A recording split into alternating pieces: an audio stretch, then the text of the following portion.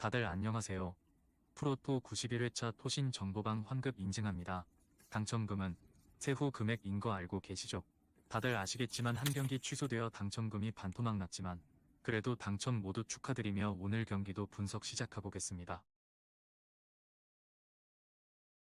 금일 첫 번째 경기 조지아 대 체코 분석 시작해 보겠습니다. 유로 본선에서 16강이라는 괄목할 성적을 기록했다. 이들의 최전방 크바르첼리아, 미카우 타제가 이끄는 속공은 유로에서도 위협적으로 작동됐다. 3선에서 코초라 슈빌리의 빌드업과 함께 나름대로 나쁘지 않은 모습을 보여줄 것으로 보인다. 다만 체코가 수비 라인을 낮게 형성하는 전력임을 감안할 때 대량 득점은 기대되지 않는다. 유로에서부터 호흡을 맞추고 있는 카시아, 드발리, 그베레시아니가 이번 경기에서도 103을 담당할 것으로 보인다. 체코의 속공에 나름대로 대비가 된 전력이다. 유로 본선에서 조별 탈락의 수모를 겪은 전력이다. 체르니, 시크, 흘로책이 이끄는 공격 라인은 나름 준수하다. 다만 조지아 역시 수비 라인을 낮게 형성하는 만큼 결정적인 기회가 잘 나오지 않을 것이다. 유로에서 수비 라인을 담당했던 홀스가 소집 명단에서 제외됐다. 지마, 흐라나츠, 크레이치가 다소 어색한 103을 구성할 것이다. 그나마 수책, 프로보드 덕분에 조지아의 속공에는 나름대로 대응이 가능해 보인다. 두 팀 모두 라인을 낮게 형성하고 신중하게 경기에 임할 것으로 예상된다. 대량 득점 가능성은 극히 떨어지는 상황이다. 결국 90분 내내 지루한 공격 전개만을 보여주다 경기가 끝나는 그림이 그려진다. 금일 두 번째 경기 아일랜드 대 잉글랜드 분석 시작해 보겠습니다. 유로 본선 진출에 실패한 전력이다. 메가티어, 시모딕스, 퍼거슨을 중심으로 속공을 전개할 것이다. 3선의 브라운과 나름 양질의 킥력을 보유했지만 잉글랜드의 압박에 고전할 양상이 크다. 결국 날카로운 속공 전개는 기대되지 않는다. 오셰이, 오브라이언, 스킬스의 103는 지난 6월 평가전에 이어 이번 경기에서도 이어질 것이다. 다만 이들은 스위스, 포르투갈 등 유럽 강호들과 평가전에서 무너지는 모습을 보여줬다. 견고한 경기력은 기대되지 않는다. 유로에서 결승까지 진출했으나 또 다시 준우승의 고배를 마셨다. 사우스게이트 감독이 자신 사임하고 칼시 임시 체제가 들어선 상황이다.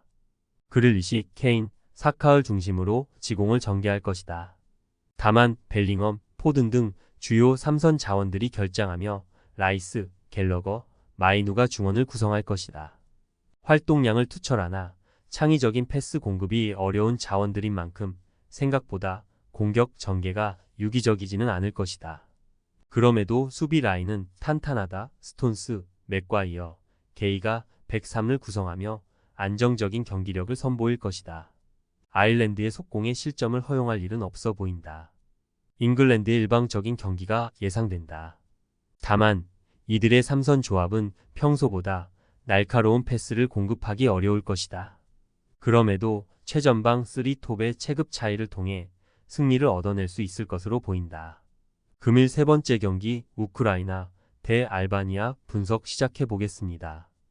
유로 본선에서 조별 탈락이라는 수모를 겪었다. 샤파렌코, 치안코우를 중심으로 나름 경기를 주도할 수 있을 것으로 보인다. 야렘추크, 도브비크의 조합은 유로에서는 아쉬웠지만 공중볼 경합에서는 확실히 우위를 점할 수 있는 자원들이다. 나름 찬스를 생성할 수 있을 것이다. 자바리니, 마트비엔코의 수비 라인은 지난 유로에 이어 이번 경기에서도 가동될 것이다. 진첸코이 3선으로 좁혀 들어오는 움직임을 가져가기 때문에 알바니아의 역습은 충분히 방어할 수 있을 것이다.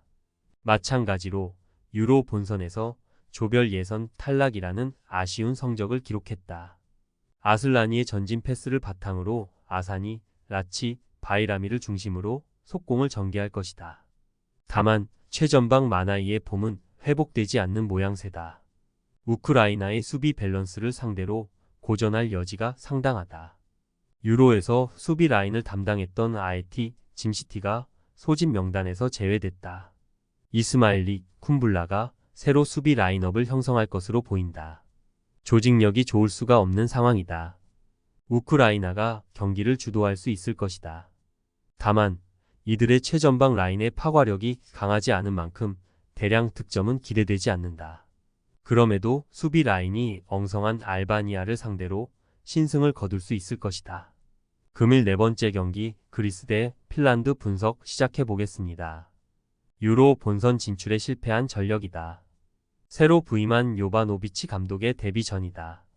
부알라키스의 빌드업과 촐리스, 파빌리디스를 중심으로 지공 전개를 펼칠 것이다. 다만 아직 요바노비치 감독의 색채가 완벽하게 적용되기엔 짧은 시간이었던 만큼 유기적인 공격 전개는 어려울 것이다. 마프로파노스, 차지아코스이 이끄는 수비 라인은 핀란드의 공격 라인과 확실한 체급 차이를 보여줄 수 있을 것이다. 또한 3선에서 수비 라인 보호에 특화된 시오피스의 존재로 핀란드의 역습에 대비할 수 있을 것이다. 마찬가지로 유로 본선 진출에 실패한 전력이다. 로드, 앤트만을 중심으로 속공을 전개할 것이다. 다만 최전방 푸키의 에이징 커브가 심각한 상황이다. 결국 마무리에서 그리스의 수비 라인을 넘지 못할 것으로 보인다. 수비 라인은 호스코넨, 바이샤넨이 담당할 것이다. 이들은 어매치 경험이 없는 것은 아니지만 호흡을 맞춘 전적이 상당히 오래됐다. 수비 조직력이 좋을 수가 없는 상황이다. 그리스의 주도적인 경기가 예상된다. 이들의 공격 전개가 파괴적이라고 보기는 어렵지만 핀란드의 불안한 수비 라인과는 체급 차이를 보여줄 수 있을 것이다. 결국 그리스의 무난한 승리가 예상된다. 금일 다섯 번째 경기 독일 대 헝가리 분석 시작해 보겠습니다. 유로에서 아쉽게 8강 탈락을 경험했다. 무시알라, 비르츠를 중심으로 지공 전개를 펼칠 것이다. 최전방 하베르츠과도 이미 유로에서 호흡을 맞춘 만큼 훌륭한 공격 전개가 예상된다. 다만 크로스, 윈도간의 은퇴로 크로스, 파블로비치의 새로운 중원 조합이 형성될 것이다. 대량 득점 확률은 떨어져 보인다. 수비 라인에서도 변화가 일어날 것이다. 노이어가 대표팀 은퇴를 선언했고 리디거 역시 휴식 차원에서 소집 명단에서 제외됐다. 그럼에도 테 슈테켄과 타, 슐로터백 등 쟁쟁한 수비 라인을 보유했다. 헝가리의 역습에 고전할 확률은 극히 적어 보인다. 유로에서 조별 탈락이라는 아쉬운 성적을 기록했다. 살라이, 소보슬라이는 나쁘지 않은 드리블과 전진 패스 능력을 보유했다. 다만 최전방 바르가의 파괴력은 매우 아쉽다. 독일의 수비 라인을 상대로 좋은 모습을 보여주기는 어려워 보인다. 그나마 유로에서도 호흡을 맞췄던 오르반, 보트카, 다르다이의 103가 이번 경기에서도 가동될 것으로 보인다. 밀집 수비를 통해 대량 실점은 면할 수 있어 보인다. 독일이 경기를 주도적으로 끌고 갈 것이다. 이들의 2선 조합은 여전히 강력하지만 3선 조합의 강력함은 의구심이 드는 상황이다. 대량 득점은 어려워 보인다. 그럼에도 헝가리의 역습을 차단하고 체급 차이를 통해 무난하게 승리를 얻어갈 수 있을 것이다. 토신 최종 조합은 영상 아래 고정 댓글로 말 걸어주시면 토신 정보방에서 무료로 공유해드립니다. 제발 손해보면서 토토하지 말고 다같이 웃으면서 즐겁게 베팅합시다.